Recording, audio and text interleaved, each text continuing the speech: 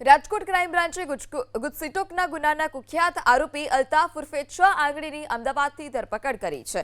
પકડાયેલા આરોપી સામે હત્યાની કોશિશ, મારામારી અને આર્મ્સ એક્ટ સહિત 12 જેટલા ગંભીર ગુના નોંધાયેલા છે।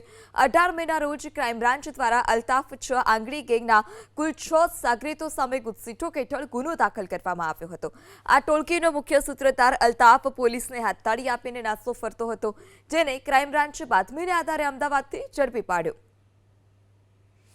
ટેકનિકલ સર્વેલન્સ હ્યુમન ઇન્ટેલિજન્સની મદદથી આ આરોપીને અમદાવાદથી પકડવામાં સફળતા મળેલ છે।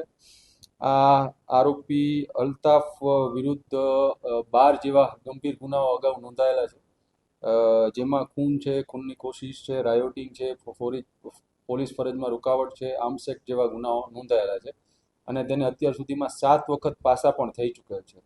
આજે જ્યારે એને નામદાર કોર્ટમાં રજૂ કરવામાં આવ્યો તો નામદાર કોર્ટ દ્વારા તેના 10 દિવસના રિમાન્ડ પણ મંજૂર કરવામાં આવ્યા।